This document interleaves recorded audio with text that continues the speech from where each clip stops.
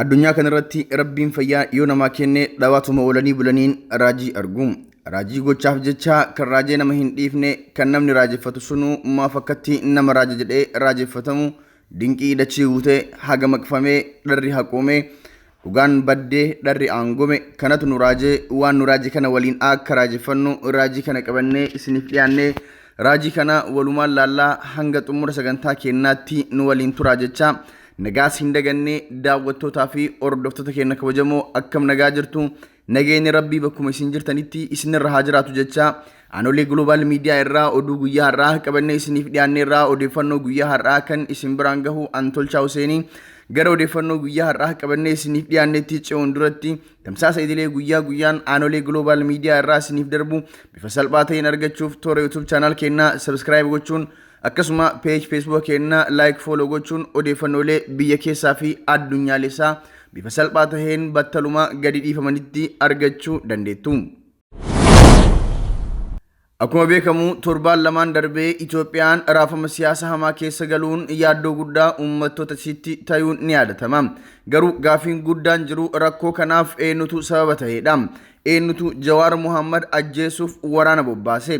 Eenyutu mormiin uummataa akka gara amantaatti ce'u haala mijeesse? Jawaar moo mootummaadha?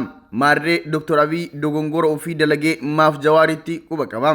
Eenyutu ce'umsi kun gara fuula duraa akka hin tarkaanfanne duubatti harkisaa jira? Adda waa'idha moo Jawaar Mohammadi? Eenyutu hojii idilee mootummaa dhiisee ganamaa galgala diggisii miilikiif qabeenya biyyattii fi yeroo qisaasessaa yeroo uummanni tokko gara duraa tarkaanfatu lama gara duubaa deebisa?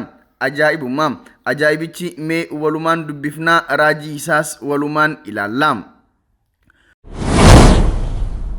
Humnoota tarkaanfii tokko gara fuulduraatti yoo adeemnu lama gara duubaatti nu deebisan dhaabsisuu qabna jechuun ibsa isaa dhaadannoon kan eegale muummichi ministeera Itoophiyaa Dr. Abiy Ahmed garuu eenyu akka duubatti biyya deebisaa jiru eenyu akka ta'e akkuma inni yeroo baay'ee jedhu rabbi haa faradu.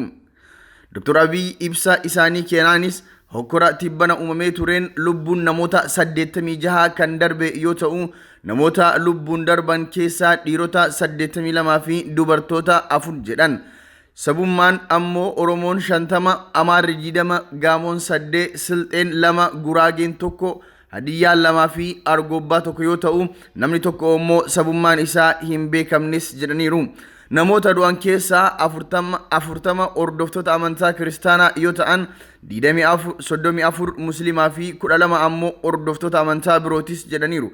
Namoonni 76 hokkora waliinii yoo du'an 10 ijjannoo humnoonni loltoota lubbuu isaanii darbeera jechuun dubbatan. Wanti nama raaju amma ibsi kun biyya jeeqamoo biyya tasgabbeessa? Mootummaa biyya bulchurraa sadarkaa kanatti ibsi kennamu maali? Oromoon nama 50tu du'ee, Amaara nama 20tu du'ee, Gaamoo nama 8tu, Silxee nama 2 gaafa jedhamu irratti immoo namni 76 ofii wal ajjeese gaafa jedhamu Oromoon narraa nama 50tu du'e jedhee sababa biraa irraa haloo akka baatuuf kakaasudha moo maali? Ajaa'iba. Ajaa'ibamee hin dhiifne waan akka malee nama raajuudha. Hayyee daataa kana amantaan kaahuun hoo maaf barbaachise? Akka namni aaree amantaan haloo wal bahatuuf moo maali? Kun gaafii guddaadha. Sanis haa ta'u kanas haa ta'u Dr. Abiy biyya gaggeessuudhaaf maal akka godhuu fi maal akka dubbatu waan wallaalee fakkaata. Garuu namni masaraa guutuu Habashaan guutee gorsitoota Habashaatiin of marsee deemu irraa wanti kanaa olii akka hin eegamne namoonni hedduun dubbataa turuunis ni yaadatama. Dubbiin guddaan raajii guddaa namatti taatee Dr. Abiy waa'ee yaalii ajjechaa Jawaar Mohammad irratti raawwatame maaf dubbachuu dide? Inni sun ibsa hin barbaadu moo maali? Wanta qabatama ragaan waraabbii sagalee itti jiru kan qondaalli mootummaa olaanaan eegdota halkan qixxee dhiisaa biraa deemaa jedhuun waraabamee gurra addunyaa gahee maaf dubbachuu dide? Dhugaa Jawaar awwaaluuf maam barbaachise? Hanga yoom Dr. Abiy dhugaa Jawaar kan yaalii ajjechaa irratti raawwate dhoysee deema? Baay'ee nama raaja. Haqni afaan qaban funyaaniin dubbataa oolee bulus guyyaa tokko ifatti bahuun isaa hin oolu. Egaan hordoftoota keenyaa raajiin nu raaje isa kana amma gara odeeffannoo itti aanutti ceena. Oduu dabalataatiin immoo gaaddisni hooggansa Oromoo guyyaa kaleessaa ibsa baaseen akka itti aanu kanatti isin biraan geenna. Gaaddisni hooggansa Oromoo kaleessaa Onkololeessa 23 bara 2012 akka lakkoofsa Habashaatti Sadaasa 3 bara 2019 akka lakkoofsa Awurooppaatti ganama marii bal'aa gaggeessee milkiidhaan xumurachuu ibse. Walgahichi kun iftoominaa fi dhugaan walitti dubbachuun irratti calaqqise ture. Haala kanaanis yoo dhibdee nu gidduu mariidhaan furanne malee wal irratti duula kamuu gaggeessuun nu keessaa nama tokkollee akka hin fayyadne irratti waliif galame. Haalli keessa jirru hedduu murteessaa waan ta'eef ejjennaa fi tarkaanfiin fudhannu egeree saba Oromoo fi biyya kanaa gara ifaatti kan geessu yookiin balaa ulfaataadhaaf kan saaxilu ta'uu wal hubachiisne. Waan ta'eefis gaaddisichi haala dhaabbataatti wal gahuudhaan haala yeroo xiinxaluudhaan murtii ijaaraa irra gahee qindoominaan hojjechuudhaaf qooda murteessaa akka qabu wal hubachiifne.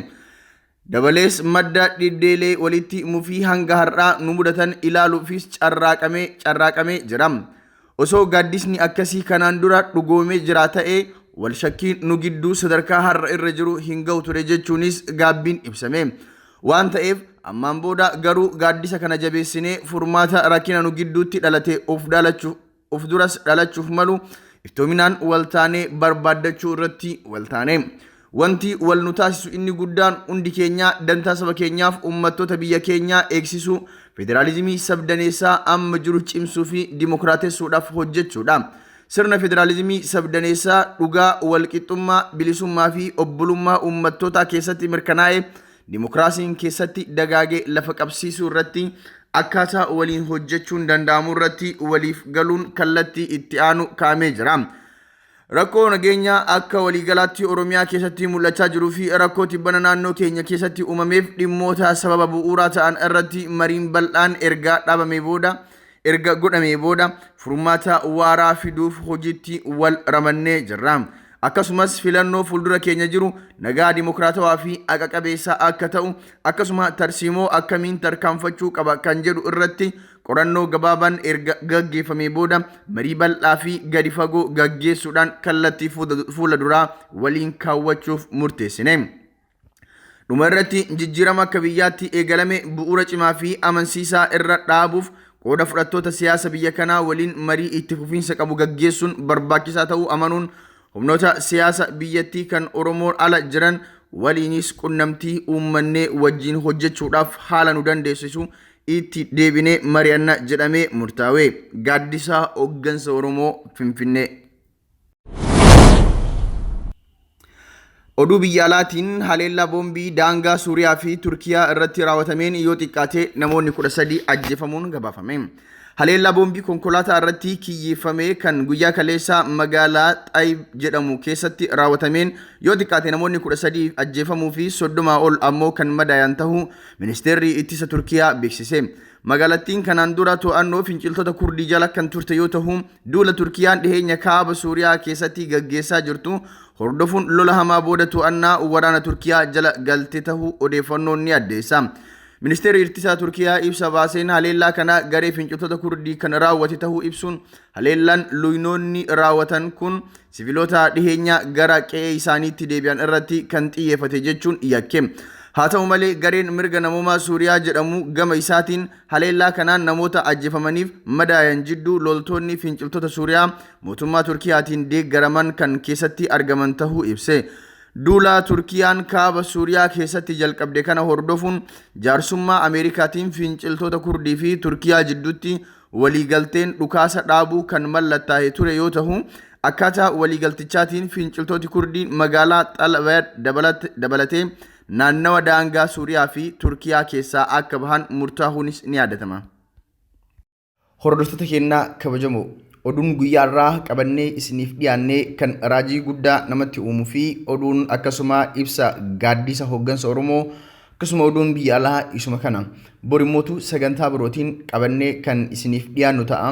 Sagantaa keenya guyyaa bifa salphaa ta'een akka isin bira ga'uuf YouTube channel keenya subscribe gochuudhaan page Facebook keenya like follow gochuudhaan akka salphaatti argachuu dandeettu. Arraa kanumaan goolabnaa bor sagantaa birootiin walitti deebinaa hanga bor nagaan walitti deebinutti turtii gaarii qabaadhaa.